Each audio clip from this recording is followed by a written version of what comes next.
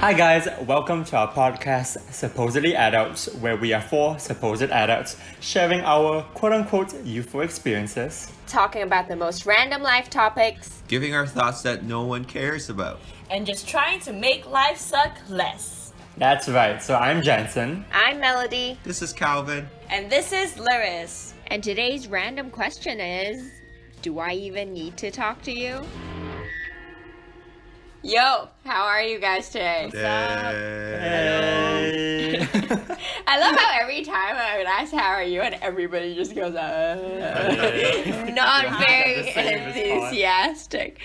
Okay, so ever since last episode, I went back to look for notes on MBTI that I had for my master's.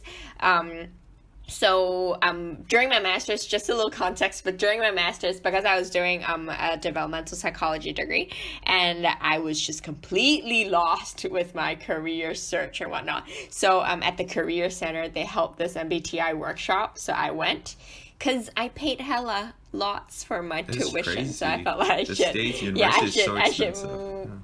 Right? So I decided to join every single workshop just to make my money worth. I guess that's a very Asian thing. Right? Saying it out loud. Buffet, you're like, I'm gonna get the seafood, I'm gonna get the lobsters, and I'm gonna get out. Always go for the sushi. Sushi must be number one to get Right? Lobsters, always. Fuck the appetizer, anyway. sorry. No, I just realized last time we didn't actually hit on each of the type and what we are. So now I have the notes, so I guess we could go, each category one by one, and we can talk about what we are and whether we think it's accurate. Yeah? Just to be fun Sure. with Okay. it. Yeah? Okay, cool. So the first one is easy. It's extraversion versus introversion. So extraversion would be people who prefer, who tend to direct their energy toward the outside world and get energized by interacting with people and taking action. Mm-hmm. Are any of you an extrovert? Lyris was an extrovert. I am more of an extrovert when I was younger, and now I'm more leaning to introvert, but I'm still an extrovert. I can still feel that I'm an extrovert. Yeah, because I remember last time we talked about that too, how people tend to turn into more introverted as they grow older. But do you think it is a thing? I don't think it's necessarily a thing. Is it just us? Maybe I think it's just us. Although I've talked to some people who are also like that, but I don't think it's a thing. Maybe, I don't know. Right. Anyway, so let me cover. Okay, introversion would be people who tend to direct their energy toward their inner world and get energized by reflecting on their ideas and experiences. So I would say in simpler terms, it would be, extroverted people get energized being out there by talking to a bunch of people and in crowds, whereas introverted people tend to get energized by being alone. It doesn't mean that you don't go out and talk to people, but it just means that you need to recharge afterwards. So I personally am definitely an introvert in that regard. You were never an extrovert, right? Never. Well, I know. I just got more introverted. yeah. I know I'm Sorry. introverted because every time I talk to you guys, I'm so tired. It's so drained. I don't know. Is it because I'm introverted or you guys just drain my energy all the time? So I don't know. I can't I was really gonna say pinpoint I that. am actually kind of offended. So I'm like, what? Don't lie. If you get energized talking to me because you're extroverted, right? So I'm sure it was the opposite. So I can literally say it's not you, it's me. That's what that is. But just a disclaimer, not all extroverts gain energy from any conversation they have. They don't just I have a lack of energy and I need to go out the street and talk to a random stranger. No, but but I actually observed that with Lyris though, because I remember last year, during the summer, she got really sick, so she was literally staying at home all day, for 2 months, and she looks like she's about to die. She looks like she's and then she went out for 15 minutes, came back, and she's completely. Yeah, wait, you need to. Sorry. You're talking like I'm not here. You're like, oh, this lyric person's very interesting. No, but I think what Jensen's saying, that you don't get energy from random people. I don't like talking to random people. I hate talking to random people, actually. If someone talks to me on the street, I'll be like, what's happening? I don't know if it's because I'm a true Hong Konger stronger and no one is nice to anyone. So it's like an Asian thing. So when I go to the States or whatever, and then people are trying to be nice and be like, hey, how's your day? And I'm like, do I know you? Sorry, I don't. And I just like leave because I hate that because I don't know you. Why am I talking to you? But it's true that I get energy from social interaction. Although I don't think I'm like super extroverted because I still do not prefer like really large crowds. So I still prefer talking to people, and I get energized from talking to people, but it's only for like, you know, deeper conversation where we actually talk and have conversations instead of like party with a bunch of people just like moving around. I find that also apparently I am very cool and I go to a lot of parties because that's how cool people do, just like move around. For that, I just want to say on behalf of all of us, you're welcome, Lyris. You're welcome. You like the deeper conversation, right? So you're welcome for that. Okay. Actually, I'm a bit You always make sure there's an awkward silence in every conversation we have. disregarding that. No, okay, wait. Adding on to what Lyra said, it was like, okay, now I'm a bit questioning whether I'm an extrovert or introvert. Maybe I need to redo the test. Because from the last time which I did it, I know that I am an extrovert when I was younger, and after that I became an introvert. So what, or at least that's like the progress of my life. Because when I was younger, I remember I was just so, what's the word? Extra, yeah. I was just like, I wanted to be in like, I just wanted to be in the presence of people, just knowing that like, oh, there are people everywhere. I don't know, it's like, I want to be like involved in what's happening, that kind of thing. But then now I'm more of like, and like even for, okay, wait, I'm just going to describe. Yeah, but when I go to like larger rooms, or like when there's a lot of people, I will still feel comfortable. But for now, as an introvert, then like I appreciate deeper conversations, like when we're talking late into the night like we are right now. Like these are the interactions that I enjoy more, and I always thought that was more of a introverted thing, because I know for like introverts, like for introverts I know it's not like we stay at home all the time and we avoid social contact, because I think that's a really bad rep that a lot of introverts have.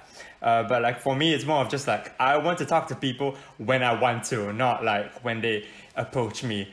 But also disclaimer, for a strange reason, when like, especially when I'm in the UK studying and people come up to me, I always just smile and like reply them. Like I don't mind talking to them if they're genuinely being nice to me, that kind of thing. Like I won't be really like off-put. Really.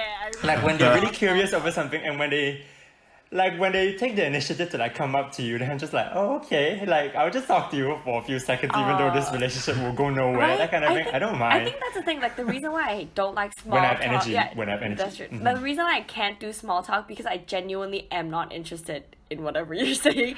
So it's really fake for me to be like, wow, really? You had pasta for lunch? That's crazy. You know, like that's too much for me. I can't do that.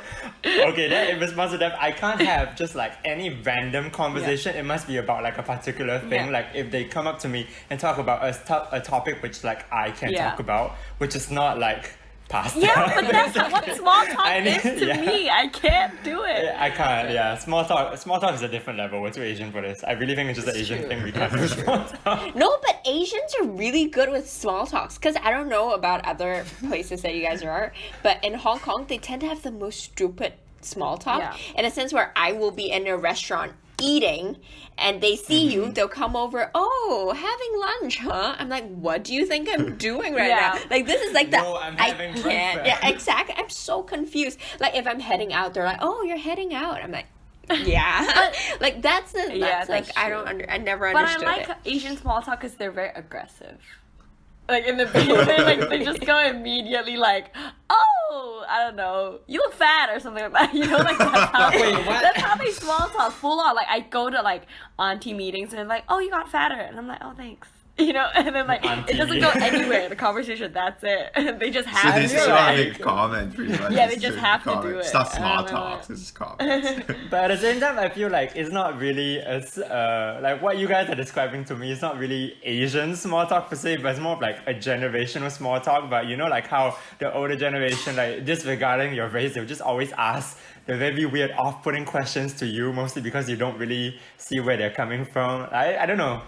Yeah, that's a good point. That's a good point, I guess. But I don't know, how do you guys work with other people that are different. Because I'm an introvert, right? So it I don't know how to work with really extroverted people I get really because scared. I would get so drained afterwards. Right. So let's say if I hang out with a bunch of extroverted people, I feel like I need to tune up my energy level like by 3 notches, and then afterwards I just drain myself. So I don't know, what do you guys think? I guess I can ask the extrovert, like, if an introvert actually just be themselves, would that be okay? I guess that would be the question. Yeah, I don't know, because I think it's really hard, because in our society we always tend to reward the extroverts, and an introvert, instead of saying that they have different working style, we just go like, oh, they're really shy, they haven't come out of their shell, and they have to work on socializing, they have to work on networking. So, right, because that's what I heard from you, because you're always like saying that how,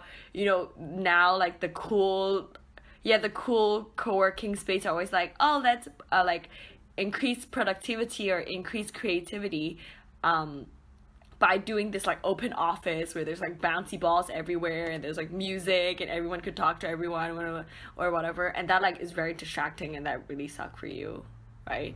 Yeah. Oh, you mean like those social entrepreneur? Yeah, those like really those cool, small like, yeah, companies? exactly, Oh, like startups, startup yeah. places, exactly. That's literally my worst nightmare. Like an open plan office would be my worst nightmare. I Really? would Okay, not be able to get anything done.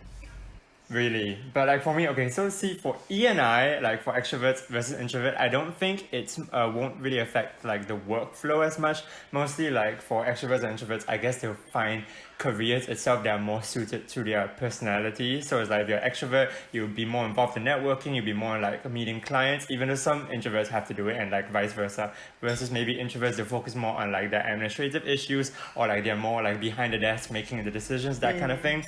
But like I feel like the biggest conflict when you're working with people, maybe it will be more like, if we're talking with regards to MBTI, maybe it's on like the, I guess, is it P and, no, it's not, I think it's F and T, right? Feeling and thinking. Yeah, so maybe it's like for people who are like they whatever they are feeling at the moment, then they'll act on it. So like it will come up when like everyone comes together during like a board meeting, and like when they're discussing ideas, especially with like regards to maybe like the creativity, or like how like a certain something along the lines of customer experience. I guess like that would be where like logically you would think this, but then like people who are feeling will like give a different idea or a different point. But I think, because what you're saying like, oh, introvert and extrovert, they'll just choose whatever they are good at. So like extroverts will just choose work that is more people oriented, and the introverts, They'll be more inclined to choose. But then the like thing what is, they like, are I feel prefer. like in this society, most, like 90% of the work is very people oriented though. Because like most of the work, you have to work with people, and then they still have to reward, and they still reward like extroverts. But as an like kind of marginal expert, okay, I'm like a 53% extrovert, so I don't think I can represent extrovert that much. But I really hate this culture of like networking and having to like work with people. I have to like do small talk and like make connections with people. That also scares me. I agree, but I don't know. But because we're in this isolation period, right? I really enjoy, honestly, I really enjoy working from home.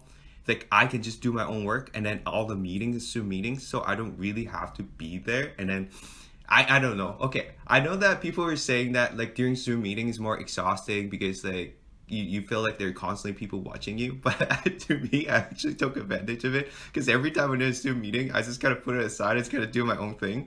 As long as I wasn't like wearing my glasses and no one knows what I'm doing, then I could be like watching YouTube and just nod my head. And it's fine. Like I can just like be distracted. I don't have to interact Calvin's with full on people. watching like anime right Why now. anime? The Just Titanic, because I I'm don't know. Asian doesn't mean I watch I am anime. Asian. Wait, what does that have to do about Titanic? But like there is a fact, or like some statistics, I don't know, I'm pretty sure, I don't know where am I getting this fact from, but like I remember I heard they said the Zoom meetings are actually causing more stress. I think mostly because like since the idea of you working from home, there's this expectation, oh, you don't have to travel, you don't have to worry about this, you don't have to worry about that. Productivity, You just yeah. have to like, you should be like skyrocketing like your productivity or whatever. But it's like you have to give that impression, and like people expect more from you. Yeah. I think that's the stressful issue. Yeah, I definitely think that I work way longer hours at home than going out. But Yeah, but I was just thinking this is a good segue for the other one, because I was just thinking, because when I was reading the article on why Zoom meetings are more exhausting, it basically says how, because it's harder for you to gauge in terms of the facial expression, it's harder for you to gauge the small non-verbal cues for you to understand what people are thinking. Right. That's why personally I hate Skype interviews, just because I don't know what you're thinking. I don't know whether you like what I said or you hated what I said. But have you done the pretend to be like, you know, the internet's not working, you just like freeze and just go like, and then just someone just walk behind you like completely smoothly. Anyway. No, but I think I'm just thinking that might be something to do with whether you're a sensing person or an intuition person, right? Because, okay, according to the definition, right, sensing person would be people who tend to take in information that is tangible. So they focus mainly on what they perceive using the five senses. And for the intuition people, they tend to take in information by seeing the big picture. So they focus mainly on the patterns and interrelationship they perceive. So I think this is like the hardest of the MBTI. So during the workshop, what they did was they gave us a picture of a park, and they basically made us comment on the park and describe the picture. So an S person would say stuff like, oh, there are 3 benches and 3 fishes in the pond. There are also, you know, people there. But then an intuition person would say stuff like, oh, this is a place for people to hang out. This is a place for people to chill. This is, you know, a place where people would bring their dogs here and to meet new people, for instance. So that would be the differences with an S person and an I person. So N person. Yeah, so can I understand N and S as kind of S is more like evidence, like when they talk or when they try to like convince other people, they use evidence, while N it's like harder to articulate how they feel, because they're like, oh, I just feel this way, or like I have a gut feeling about this certain I think thing. so. Yeah, Okay. I think so.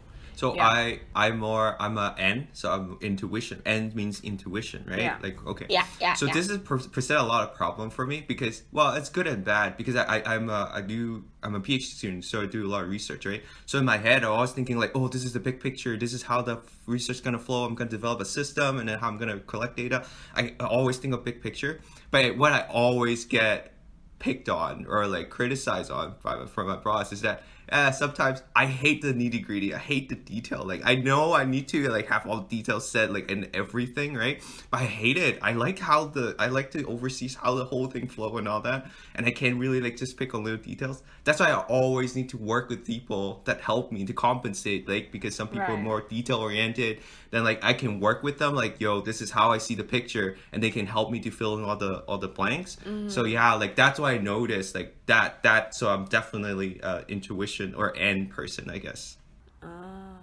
Actually, for this one, this is the one that I switched. So I was ESFP, and then I turned into an ENFP. So I was an entertainer, which is really cool. I really like that name. And now I'm a campaigner, which is kind of boring, I think.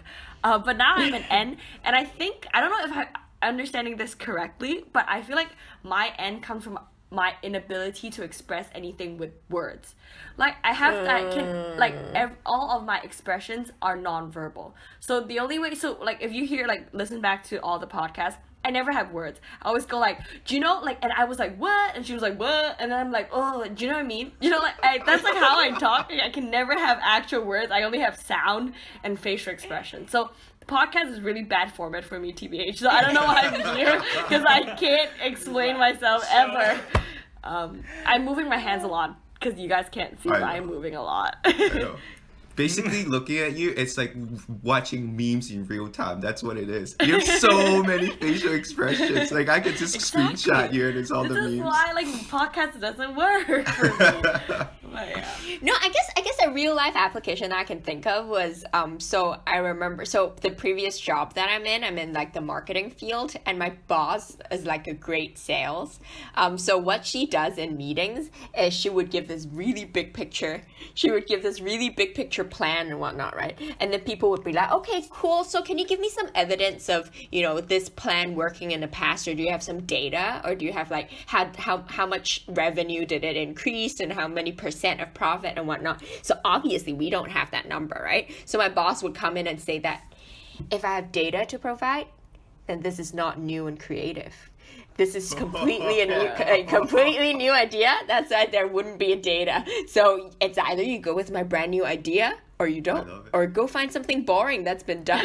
So yeah, so I think that is like a badass. That is so cool. I'm gonna steal Wait, that. Jensen, what are you? Are you N or I? I'm certain that I'm an N, but at the same time, like from the description that Melody just gave, and after that from hearing your stories, like it's also not really me. Like from a work aspect, I appreciate the details, but at the same time, I think I'm an N because I just trust my own intuition. Like I don't really care if like you tell me with a lot of facts that like this might be off, but like at the same time in my head it's just like I know it's right. Like I don't know why and I can't articulate it, but like it's right. Just like go with me on this, that kind of idea. Yeah, Like Yeah, but would it be hard with your profession, so to speak? So let's say you guys are engineers. So I guess that goes to Calvin and Jansen as well. You guys are engineers, right? So I guess when you guys do things, you have to give in a lot of evidence and backings to what you're saying. Then with your intuition, general tendency, would that be hard? Yeah, so like for engineers itself, like a lot of like people mistake engineers are like extreme mathematicians where we calculate to like the digits and whatnot. But the idea of like being an engineer is really just like finding an approximation to whatever you're trying to solve, and then just pulling from all the different books or like all the different theories you learn and then trying to apply that equation to give like a rough solution to the problem. So it's not like it will completely solve any issue that you throw the problem, or like you try, it won't solve everything, but it will solve most of your problems. So like, I don't know, I think an N would still suit, but at the same time, an S would still be appreciated, like the logical aspect. Yeah. But I agree with what Jensen said. So basically that fits my personality so much because approximation means good enough. So pretty much every time I do something, it's like, yeah, it's good enough. I don't have to put in all the effort. No, but... I guess it depends on like what engineer are you, right? Because some engineer has to actually do the math and some doesn't, right? No, all engineers need to do the math. All engineers, and especially research, right? But then I think this is what I really learned is that you really need to balance out. Like you can't just be all extreme, like all big picture, because you always need your data to back it, right? So from this experience, what I really learned is like you need to find a balance. You can't just like all big picture and then like small talk or no talk, right? You need to have your evidence to back it up. That's how science works.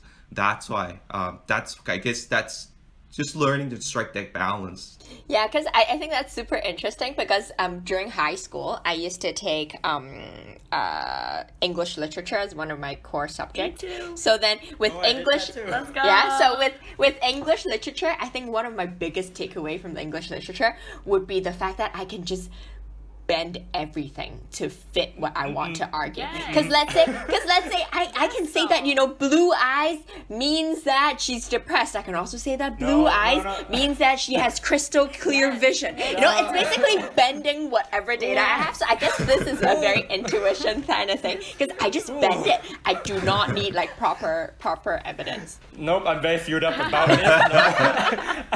That's English literature. Okay, so that's very interesting. I'm studying engineering in university, but I did take like English literature as like my only humanities subject for junior college. But like I guess for me that's why like I'm still on like a 50-50 between my S and an N. For English literature, just to like disprove your point, you can't just say just because it's blue, therefore the author said, or therefore it like evokes a sense of melancholy or whatever.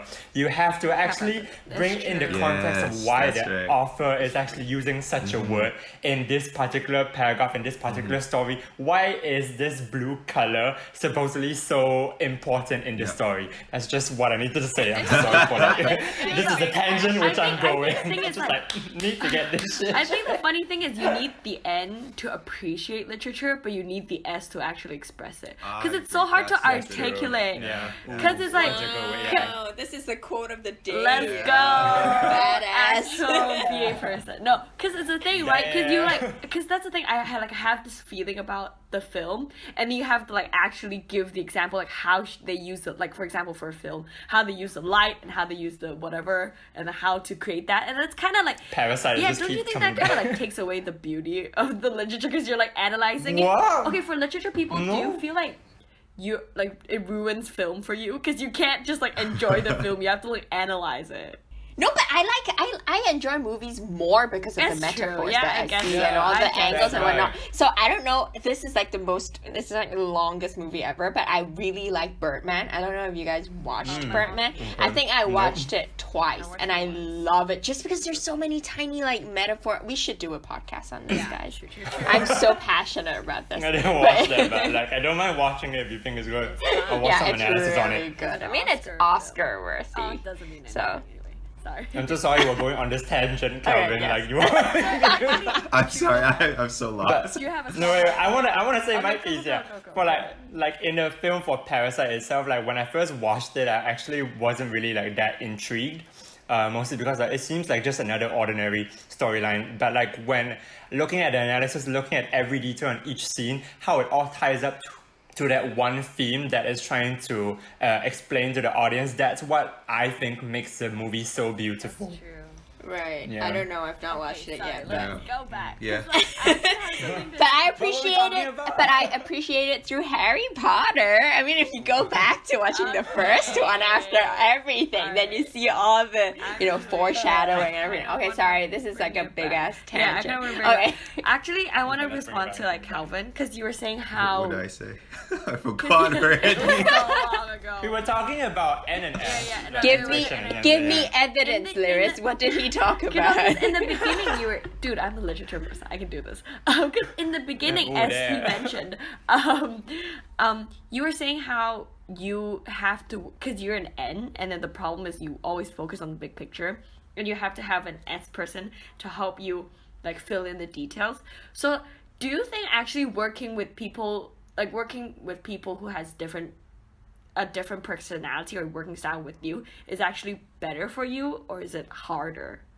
Oh no, honestly, I think well, first of all, it depends on the person. If the person's nice, obviously it's great. No, but then no, I think it's like anything. You need to, communication is so important. Like that's what that is. If I don't kind of communicate, I don't communicate what I want, and then that person won't be able to kind of like, we won't be able to work together. So I guess at the end of the day, it's just basically, again, I don't know, I want to repeat myself, but it's just striking that balance and just, you need to talk to each other. But it definitely helped me in a way, like right now I'm working with my partner and he's like really technical, really detailed. Like as an engineer, I failed because I don't really have any technical skills, but he just helped me with that. It was so much. So I always just think of like random idea, and then he can just kind of like help me to like, oh yeah, what about this? And then we just, from then on, we just have like a whole discussion on like, how do we go about developing a model to describe this phenomenon and all that. So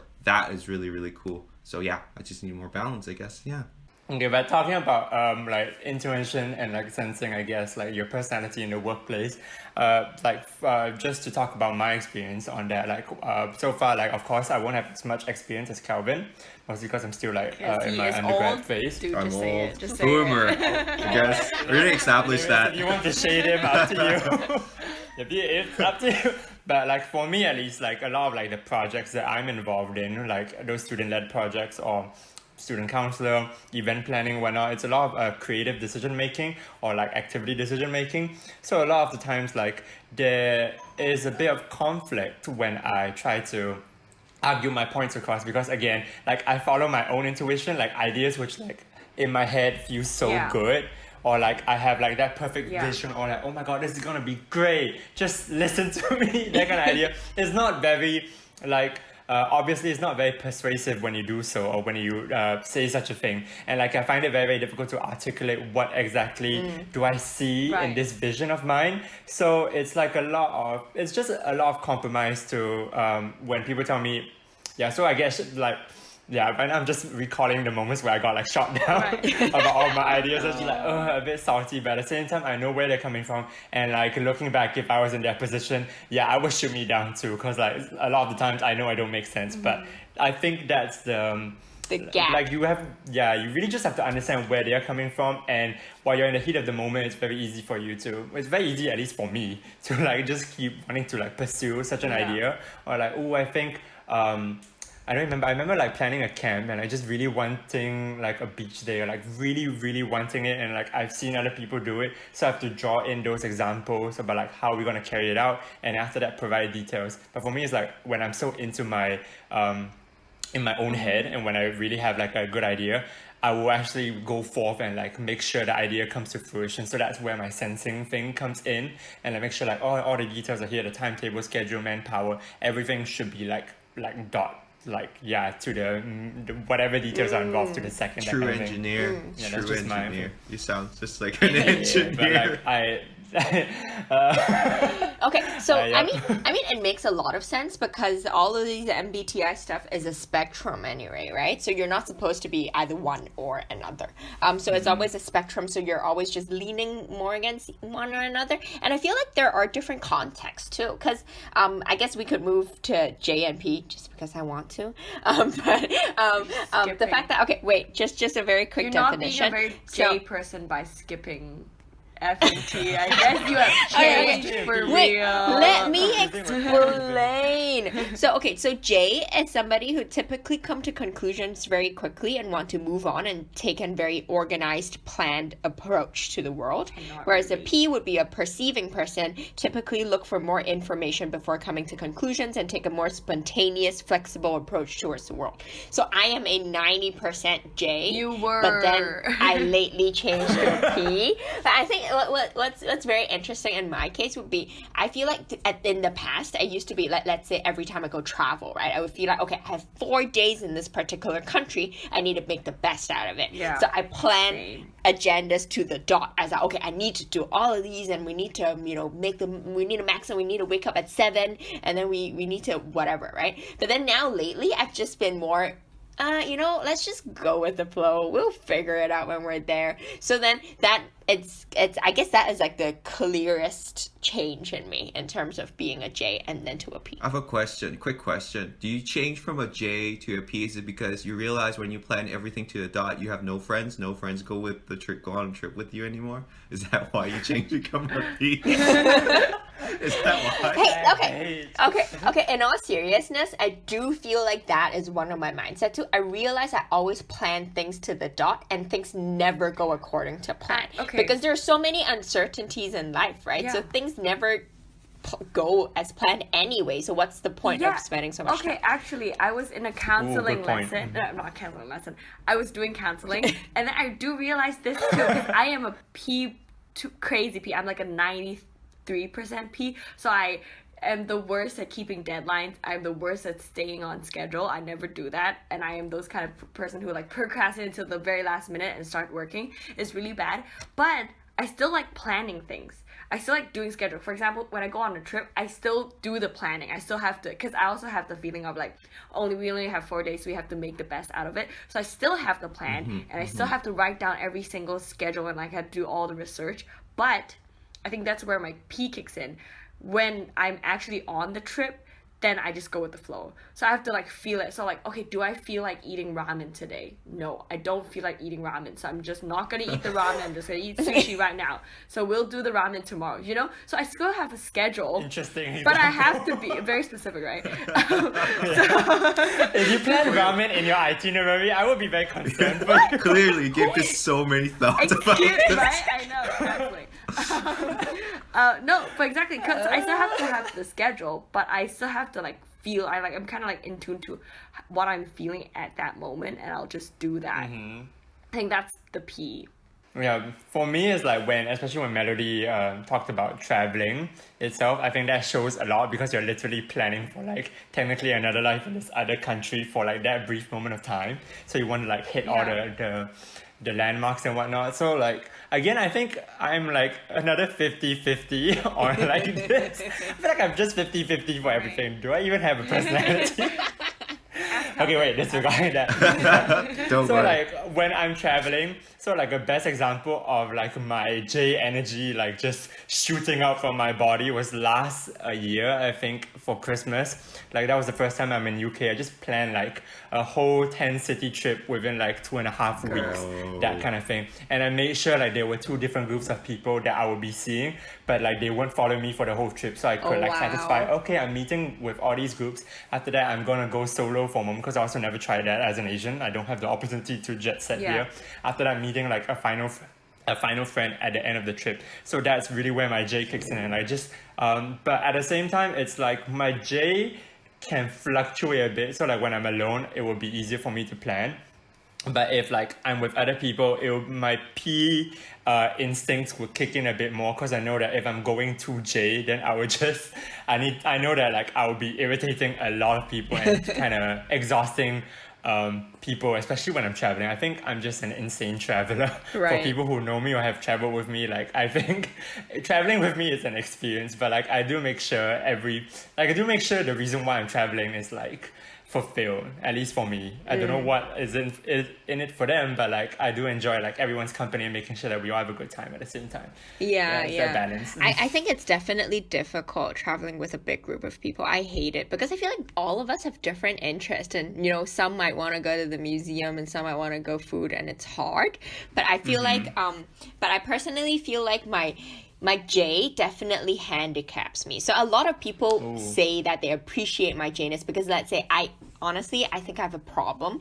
But let's say when everybody's scrambling with deadlines in college, I would be 2 weeks early and I'd be done with everything. I hate just that because person. Otherwise, just because so condescending. Are you those kind of people who like ends like the exam paper 15 minutes early and then slam their pen on the table and be like, bam, I'm done with leave? I hate those kind of people. Are you that kind No. But let me explain, sorry, guys. that is because it gives me so much anxiety to know that I'm not done yet. So let's say deadline is on Friday and on Monday I'm still not done yet. It gives me so much anxiety, and the only way to get out of this anxiety is to get it done. So I usually always get it done a lot earlier so that people say, oh, that makes you a great student and whatnot. But at the same time, I also notice the handicapping effect of it is that, you know, when you're 2J, you don't allow for flexibility. So let's say, going back to the traveling thing. So let's say if I planned out these 5 things and suddenly, you know, I was going to go to a theme park, but then it rained that day. Then my plan completely got thrown off and I'd be so, you know, frustrated. Because exactly. So I feel like that is a bad thing for me as well. Yeah. I don't want to brag, but I am, because I'm 51% J, 49% P. So I got the best of both worlds. So I can always hit the deadline. And yet, when I was in the school, my motto is always, do tomorrow. I will always get it done by the deadline.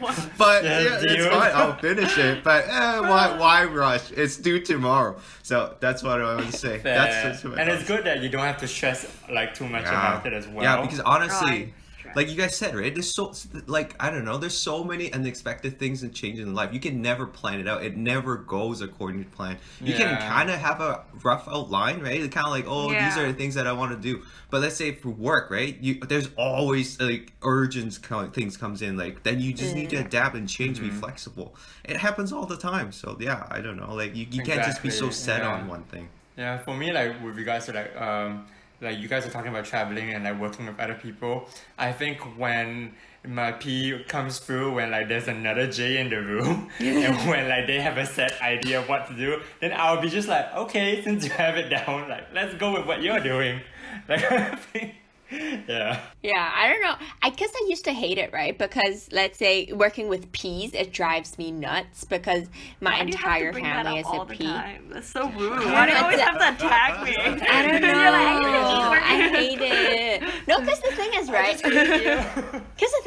It gives me so much. Okay, let's not go to your example, but it might come up. I'm not gonna promise. Okay. But, so let's say what is happening? Not trying to be offensive, but like No, okay, I can see how I could be a very difficult person to work with. I try not to show it or let it dominate it. But let's say if there's an event that I need to do this Saturday, right? Then by Thursday, I want to know that everything is already done and according to plan so that I don't have to worry. Otherwise, I get very anxious. But then when you work with people that are P, then you know they're not going to get it ready on It's time. true. Or they might go tangent, or they true, might be yeah. coming up with 1,000 different ideas and then not getting there. And sometimes then I get very anxious because of that. And I have a tendency, which is really bad, but I have a tendency to just do it myself. Yes. Because I feel like Yes. rather than waiting for you, rather Hit than me in waiting the for feels. yeah, exactly. Rather than waiting for you to get it done, and I don't know how long I have to wait, and I also don't know whether it's good, then it's better for Yes. me to just do it. But that is bad because you're supposed to know how to delegate. I don't know, man. I have a problem. Yeah.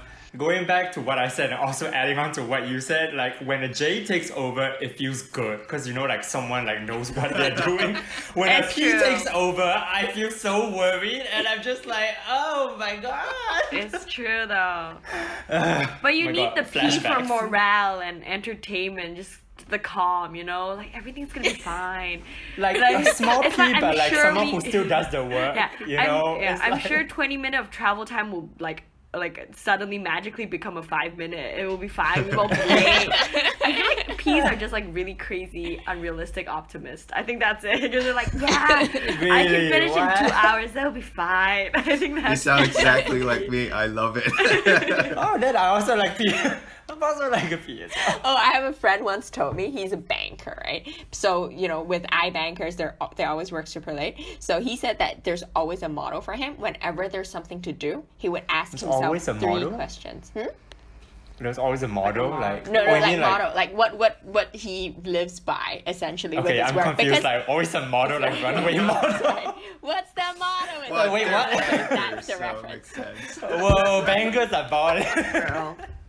Oh, No, Okay, but, wait, you but were they say saying? because he's super chill all the time, right? So we're asking him, how do you do that? And he said every time he gets work, he asks himself 3 questions.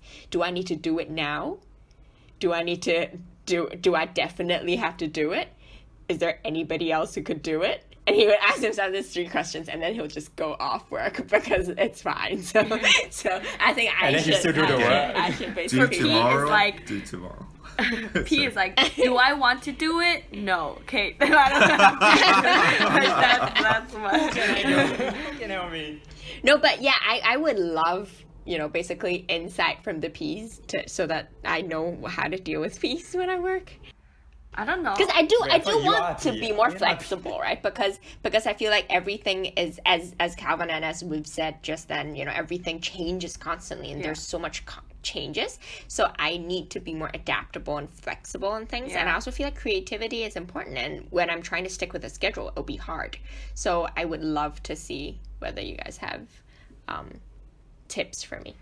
Actually, I don't know How to be a because P. sorry, I don't know if this is like responding to you, but I was thinking about what Calvin was saying, how he wants to work with, so as an N, he wants to work with an S, so they complement each other. But he also talked about how he thinks that everyone should be in the middle. It's like you should be striving for being in the middle, so then you're both. But is that the most effective? Like that's like I think that's my question. Is like, is it more effective to stick with what you already know? So for example, if you're a J, then I'll do the scheduling thing. If I'm a P, I don't know. P doesn't do anything. bad example. So for example, if I'm an E, and then I'll work with the people. If I'm an I, then I'll like do work or whatever. So should we stick with that, or should we just strive to be in the middle so you can be both yourself? I know what you mean, and I'm in Yeah. the middle, so obviously I'm gonna be like, yeah, I strive to the middle. No, but like I don't know, like listen to Mel said, right? Like if you're super straight, and then you're not allowing yourself to be flexible, Yeah. right? So, but then if you're super flex, like super P, then like honestly you'll never get anything done. So you need to just basically you need to strike a balance and just need to have both. Like you can, I don't know. To me, I always like felt like it's always more secure to have a structure. Like at least you have some type of guideline to follow, and yet you need to be able to like chill, and then don't be like so. They just be so obsessed with like, oh, this is what I have to do. Like just be chill a little bit so that you can have relaxed. They strike a balance, like a work-life balance type of thing. To me, that's why I think it's so important to always strive in the middle. Like you can't have one extreme and not the other. So yeah, I don't know. That's just because I love myself, I guess, because I'm a perfect balance 51. I was kidding. I'm just kidding. I'm not that No, but self-obsessed. I I'm see. just kidding. Okay, I understand what you mean. And work-life balance, it's like a slogan, right? Everybody knows it. But how do you actually do it? Because as you were saying, Jay, I was just looking at my table because I've been working from home, right? I literally have like 1, 2, 3, 4. I have 4 pieces. I have 4 to-do lists. I just also to have list it, out just everything. saying. But you don't follow it. True. Mine is like from a week ago and I still haven't finished it. Okay. Yeah, Oh my God, so that's me. I don't know. I need concrete tips on what I can do. Actually, talking about work-life balance, I read a book for class, not for my own because I don't read. For my class, it's from Stacey Abrams wrote it, so she's in the American Senate. So she basically talked about work-life okay. balance, and she's saying that this is a very misleading term. So instead of saying work-life balance, thinking that you have to always balance the both in like perfect thing, and like you always have to be 50-50 and it has to be perfect, she uses the word work-life Jenga. So instead of it's like always like the Jenga. perfect balance, it's more like you have to, I don't know how to, she explains it so much better. So it's like a Jenga. It's like, there's like just different pieces that you're trying to put together. And sometimes it's leaning on one side and sometimes it's leaning on the other side. And it sometimes could be messy, but that's okay. So you just have to pick and choose that moment. So for example, at this time when it's leaning towards the other, then you try to put on pieces that leans towards the other. So instead of like, dude, I am explaining this so bad. Everyone go read the book. I guess you're an N. I'm an I guess N. you're an N.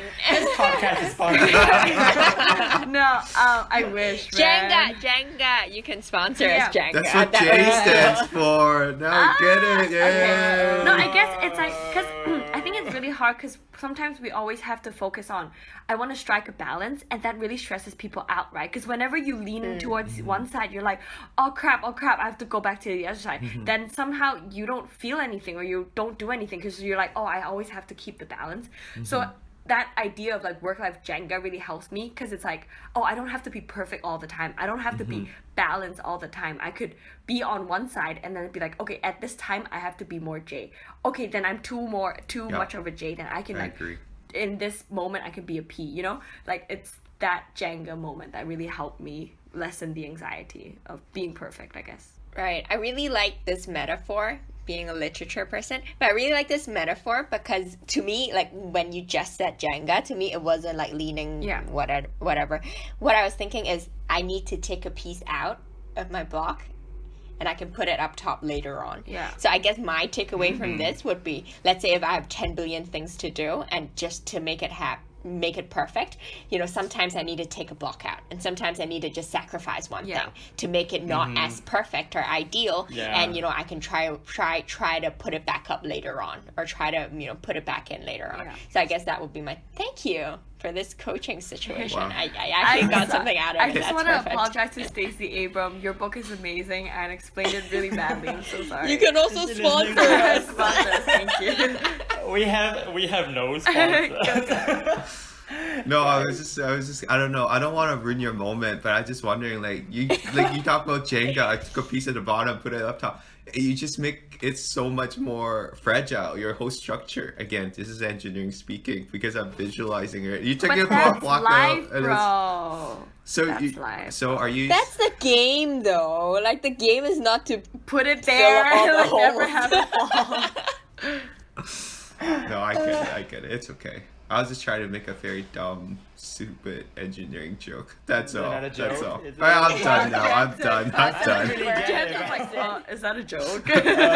Wait, what is that supposed to be? Okay, I guess the major I mean, I got a light bulb moment right there. So for me, the takeaway would be, you know, sometimes you just have to sacrifice something for something else. But Yeah. you know, and I guess don't we also take talked things about how being balanced, it's important. And I also think this helped me a lot is just to understand the fact that, you know, there are so many uncertainties in life, and so I think that's Yeah. it. Good. Oh, I Whatever you can't say, believe bro. we actually Whatever have a you say. legit conclusion, because this episode was just us talking about ourselves, but I think It's a we have sharing, some it's a sort of sharing. conclusion, I guess. You're welcome. The J at your service. Good job. You're a P. Bye.